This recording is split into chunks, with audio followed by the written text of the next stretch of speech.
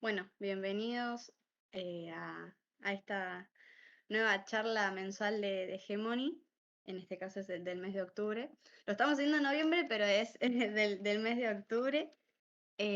Así que nada, en primer lugar nosotros lo que vamos a hacer es como un repaso de algunas cositas que estuvimos charlando en el mes pasado y después nos vamos a adentrar un poquito más en todo lo que pasó durante este mes y ahí contamos con los chicos que les van a contar de algunas cositas también, así que se arma un lindo equipo para esta charla.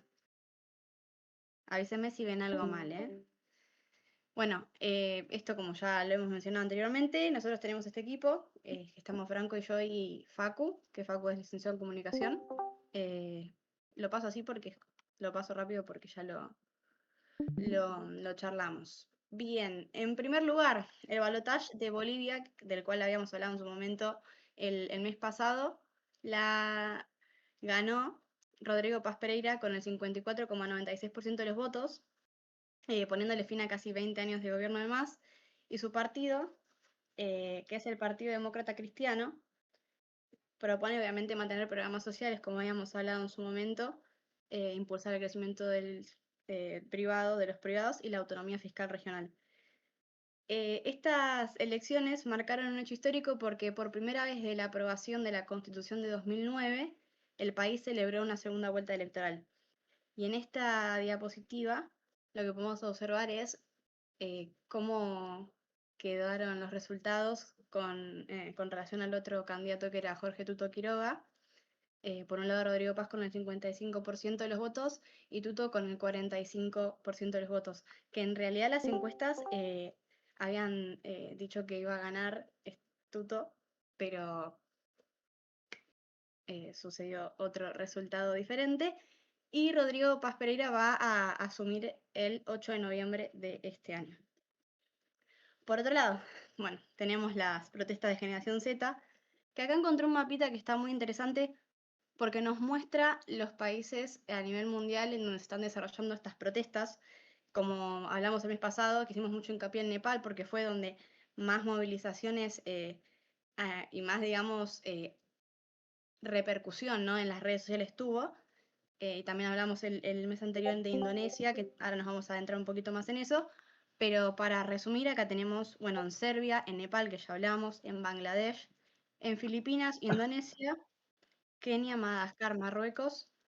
Lo que podemos observar en el mapa, que es por esto que yo lo traje a colación acá, es la repercusión internacional que puede tener un movimiento que arrancó quizás en Nepal y que terminó, por ejemplo, en Perú, que hace no mucho hicieron de vuelta protestas con el logo de la bandera de One Piece.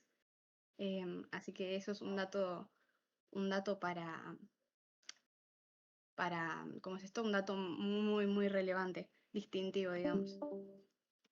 Por otro lado, bueno, acá lo que yo hice básicamente es nombrar lo que fue sucediendo durante este mes. En primer lugar, en Indonesia, el 20 de octubre hubieron protestas por el primer aniversario del gobierno de Subianto, que eran aproximadamente 300 estudiantes cerca del Palacio Presidencial, y principalmente el movimiento como que fue articulado a través de TikTok y X, que es Twitter, y básicamente se caracterizó por la creatividad y la descentralización, sin líderes únicos, pero con un mensaje claro contra la impunidad. O sea, en general, igual, o sea, el movimiento se caracteriza justamente por ir en contra de la desigualdad, la corrupción, la falta de accountability y demás. Bueno, después por el lado de Nepal, que yo les había comentado el mes pasado que habían llamado como que había asumido interinamente Sushila Karki, que básicamente representó un hecho histórico y siento que también a nivel mundial como que tuvo mucha repercusión porque por primera vez una generación, que es en este caso la generación Z, que son los jóvenes entre los 90 y los 2010 aproximadamente, no solo lograron derribar el gobierno, sino también impulsar una alternativa democrática legítimamente desde la participación digital. ¿Por qué? Porque eligieron mediante Discord, justamente esta plataforma que estamos utilizando. Así que eso por un lado. Bueno, después en Madagascar, que también les estuve comentando la vez pasada, las protestas iniciaron por los cortes de agua y electricidad, pero pronto se transformaron en una revuelta generalizada contra el presidente Andry Rajoelina. Y bueno, esta represión dejó al menos 22 muertos y más de 100 heridos. algo distintivo de esta protesta es que generó que el presidente se fuera a Francia y luego llevó a la renuncia del mismo. Y por otro lado, en Perú, que no sé si han visto en los medios que últimamente se han subido varias fotos de las diferentes protestas con, obviamente, el logo de One Piece y demás, también de los indígenas. Esta cuestión de, bueno, los jóvenes volvieron a protagonizar una protesta masiva contra la corrupción, el Congreso y el gobierno de Dina Boluarte, lo que llevó a la destitución de la misma y el poder lo asumió interinamente José Geri. Esto por un lado. Otra noticia relevante es esta primera ministra de Japón, que es histórico porque en ningún otro momento de la historia se llevó a cabo una elección por una mujer. Fue elegida el 21 de octubre por la Cámara Baja del Parlamento con 237 votos. Y algo que yo lo puse como un dato, como para que lo analicen ustedes, ¿no? Que ella pidió trabajar como caballos y aseguró que ella misma estaba dispuesta a abandonar la conciliación familiar en beneficio del trabajo. Tengamos en cuenta que ella es conservadora. Y acá ya, si querés, Nico, te dejo hablar a ti. Bueno, básicamente, bueno, en Camerún, en todo el continente africano, un poquito yo justamente voy a hablar, están sucediendo una serie de conflictos que están relacionados bastantes entre sí. Bueno, todo lo que tiene que ver con los golpes de Estado barra revoluciones que se están sucediendo en el Sahel y que están poniendo un poco en jaque el poderío de Francia en el continente africano, también se expresan de otras maneras. Bueno, recién también se estaba hablando del caso de Madagascar. El caso de Camerún es un caso un poco distinto, ¿sí? Porque el actual presidente, o el que se dice actual presidente, que es este sujeto que se llama Villa, que está en el poder desde el año 82, tiene, si no me equivoco, también 92 años o 93 años, es decir, es una persona bastante longeva. Incluso todo su gabinete y todas las personas más importantes del gobierno también son personas de entre 80 y 90 años, es decir, es una verdadera gerontocracia. Bueno, hubo elecciones donde el candidato de la oposición, se llama Chiroma, no sé bien cómo se pronunciará, pero Chiroma, gana estas elecciones, ¿sí? Con más o menos un porcentaje de 2/3 a 1/3. Y durante varios días el gobierno de Villa decide no mostrar las actas, no hacer anuncios públicos, hasta que más o menos 10 días después anuncia los resultados al revés, es decir, declarándose él como ganador. Luego de esto, bueno, suceden una cantidad de protestas muy importantes. Villa autoriza a la represión con armas letales. De hecho, hay bastantes muertos. No sé, hay un número estimado. En los primeros días de las protestas había unos pocos muertos que fue aumentando. Obviamente es difícil saber la cantidad exacta, pero hay varios fallecidos en las protestas. Y bueno, lo último sobre el tema de Camerún es que un sector del ejército, de hecho, parece que ha salido a darle su apoyo al candidato opositor, Chiroma, y justamente Chiroma dice que está en este momento oculto, porque bueno, porque también lo pueden llegar a detener, y que justamente está a resguardo de este sector del ejército que sería contrario al gobierno de Villa, ¿sí? Y que bueno, es una expresión más de todo lo que tiene que ver con la crisis de Francia en el continente africano, porque, no lo dije al principio, este sujeto Villa es quizás el principal aliado de Francia en la región.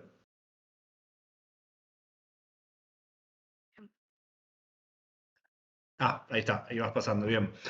Eh, No, y después los conflictos en el continente africano siguen y también justamente tienen que ver un poco con esto, porque el hecho de que quizás los actores más, llamémosle, tradicionales o centrales en el continente africano, Francia, bueno, Sudán no fue una colonia francesa, pero en general todo lo que son las potencias europeas que tenían un poder muy importante en el continente africano, producto de la nueva multipolaridad, se empiezan a retirar, comienzan a aparecer otros actores importantes, actores regionales, pero no por eso menos importantes, Uno de estos actores es Emiratos Árabes Unidos, que ¿qué tendrá que ver en todo esto?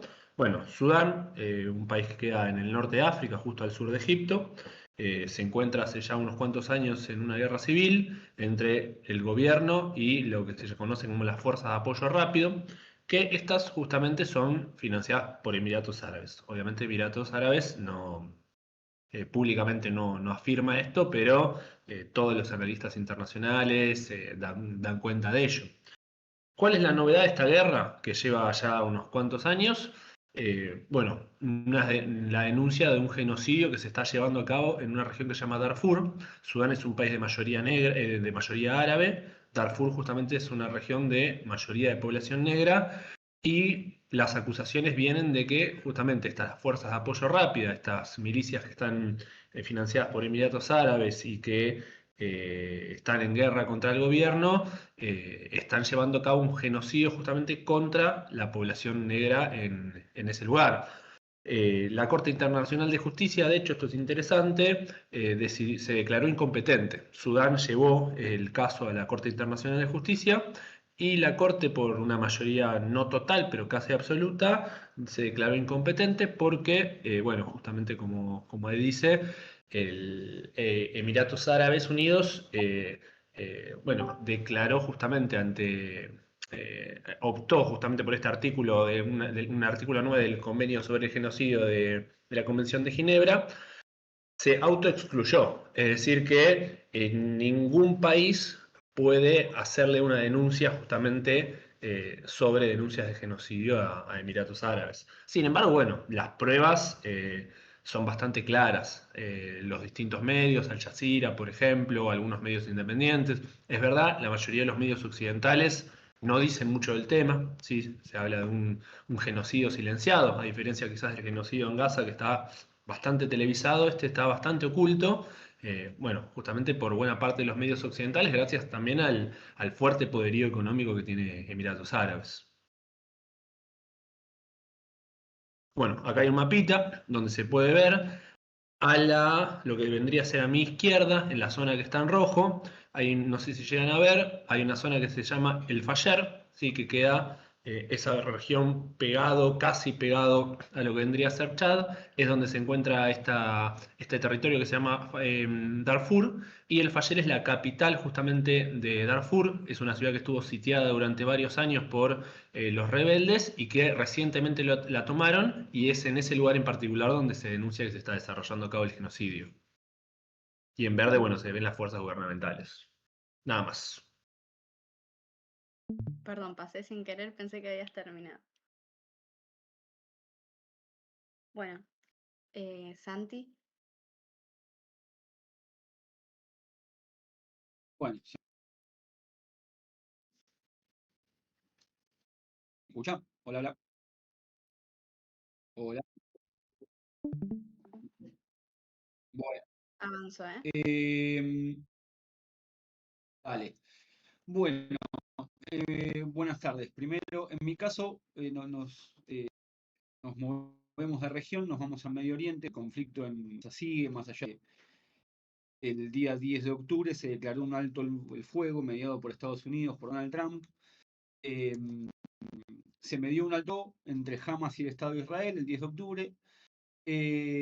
Y eso le dio inicio a un plan de paz, que bueno, más adelante voy a hablar, pero tras el acuerdo de alto el fuego, se permitió el retorno de algunos desplazados en Gaza, porque recordemos que Israel eh, había avisado a la población de Gaza que iba a realizar un ataque inminente, entonces muchos eh, eh, decidieron escapar, por supuesto, como lo haría cualquiera, a raíz del alto el fuego, muchos decidieron volver a sus casas, que obviamente muchas estaban devastadas, como les diría, no sé, el 80% de Gaza, que está totalmente destruido. Eh, y después del 10 de octubre, el 13, 3 días después, se celebró un acuerdo de paz entre Egipto, principalmente entre Egipto y Estados Unidos, y varios líderes mundiales más, pero sin participación palestina. O sea, la Autoridad Nacional Palestina no participó. Primeramente lo que quería decir es que esta cumbre de paz no se dio en Egipto, pero no se dio en el Cairo. Se dio en una ciudad costera de Egipto que se llama Sharm el Sheikh, que es una ciudad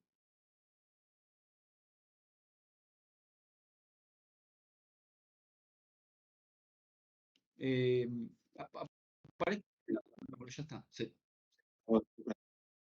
Decía que Sharm el Sheikh es una ciudad egipcia de la península del Sinaí, sur de la península del Sinaí, con las costas en el...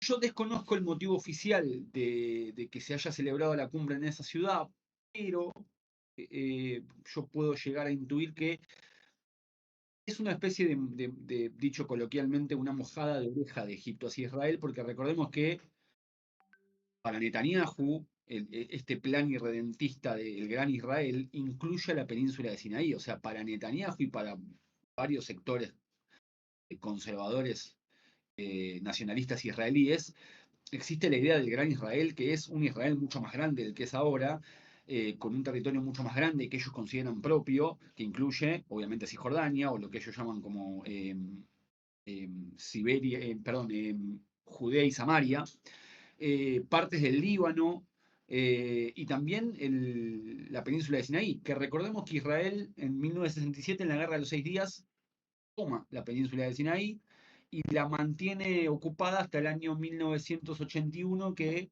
después de la cumbre de Camp Davis, en donde Israel y Egipto en 1977 firman un acuerdo de paz, en el 82 Israel le devuelve la península de Sinaí a Egipto a cambio de que Egipto lo reconozca como Estado de Israel y además Egipto le cediera la franja de Gaza a Israel, ¿no? Entonces, yo puedo llegar a intuir que la razón de que desde que se celebra ahí la cumbre de paz es una forma de decirle a Netanyahu: mirá que entre vos y yo hay un acuerdo de paz firmado hace mucho tiempo, pero estás en la península de Sinaí, que es Egipto, ¿no? Desconozco los motivos oficiales igual, pero algo de eso intuyo que hay. ¿Y por qué no hubo participación palestina? Bueno, hay una total desconfianza de la Autoridad Nacional Palestina hacia el presidente Donald Trump. Recordemos que en el año 2010 la Embajada de Estados Unidos desde Tel Aviv, con lo cual no ven en Trump un intermediario neutral, justamente, sino que lo ven totalmente del lado israelí, digamos. Hasta el propio Trump lo ha dicho, no es una interpretación de la Autoridad Nacional Palestina, es explícito por parte de Trump. Entonces hay un descreimiento por parte de la Autoridad Nacional Palestina, y porque además esta cumbre de paz, en un momento se habló de un Estado palestino, o por lo menos si se habló de un Estado palestino, se habló de un Estado totalmente fragmentado, porque ni siquiera se le garantizaba a la Autoridad Nacional Palestina tener el control de la totalidad de Cisjordania, ¿no? Entonces, los palestinos, recordemos algo, los palestinos han cedido bastante en cuanto a sus pretensiones territoriales. Hoy aceptan establecer un Estado con el 22% de lo que ellos alguna vez reclamaron originalmente. O sea, Palestina quiere un Estado en Cisjordania, Franja de Gaza y Jerusalén Este, ¿no? Es el 22% del territorio original que había sido reclamado alguna vez por Palestina. Entonces, que encima se le quiera dar menos que eso, la Autoridad Nacional Palestina dice: no, hasta acá. Entonces, como consideran que Trump no es un interlocutor neutral, y como consideran que no se está hablando seriamente de la posibilidad de la creación de un Estado palestino, la Autoridad Nacional Palestina no se hizo presente en esta cumbre de paz. Y obviamente jamás, desde ya, quedó al margen, porque obviamente es considerada una organización terrorista. Más allá de que Hamas en realidad es un partido político que gobierna Gaza de 2007 y tiene un brazo armado, ¿sí? Pero es considerado una organización terrorista. El objetivo básicamente de esta cumbre de paz fue consolidar un alto el fuego, que bueno, fue temporal, ahora vamos a hablar de eso, y avanzar hacia una solución pacífica hacia una solución política para garantizar la estabilidad en la región, que no existe, porque Israel violó el alto el fuego, y ya lo vamos a hablar. Pero bueno, durante unos días hubo un cese, o durante, diría, unas horas, hubo un cese en las hostilidades. Israel prometió retirar las tropas gradualmente de Franja de Gaza, que lo hizo de una zona, solamente retirar las tropas, no de la totalidad de Gaza.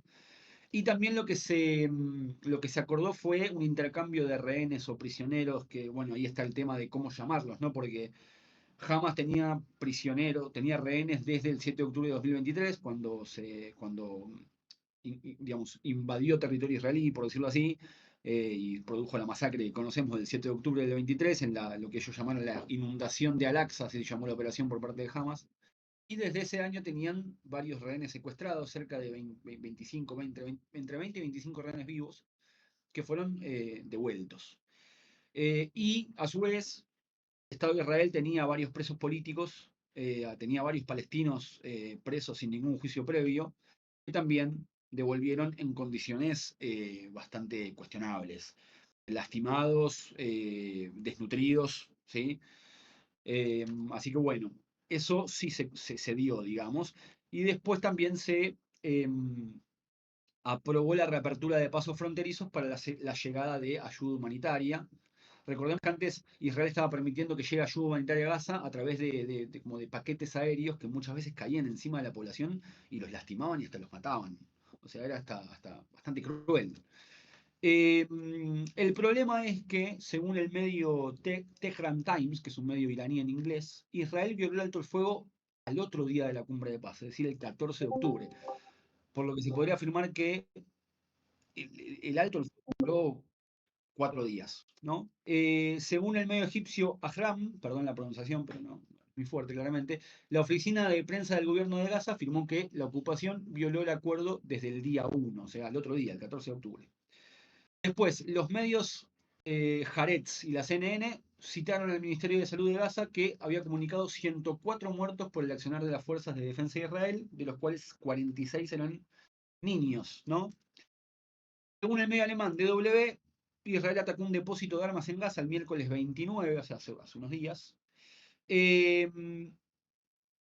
porque Israel consideraba, Netanyahu consideraba que ese depósito de armas era, digamos,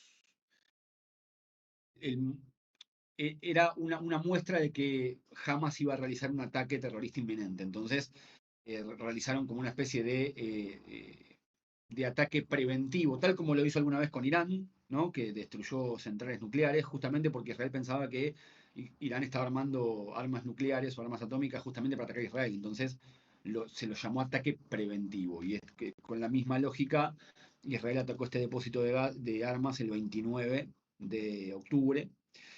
Hamas denunció y calificó esta violación de alto el fuego como un bombardeo criminal, y Netanyahu advirtió que, según él, no fueron devueltos todos los rehenes y que si no volvían todos los rehenes, Israel podría reanudar las operaciones militares en Gaza, cosa que ya hizo, ¿no? A todo esto, porque la paz o la cumbre de paz implicaba Gaza, pero tenemos que hablar de Cisjordania. Mientras se acordaba el tratado de paz o la cumbre de paz para acordar un alto el fuego en Franja de Gaza, las acciones militares del Estado de Israel en Cisjordania continuaron. De hecho, se publicaron varios videos de colonos israelíes atacando poblados palestinos en Cisjordania. Eh, Así que bueno, cuando uno habla de que se estableció un acuerdo de paz es entre mil comillas, porque la verdad que fue un alto el fuego temporario, porque ya está roto, ya se reanudaron los ataques, no solamente en Gaza, en Cisjordania nunca cesaron, ¿no?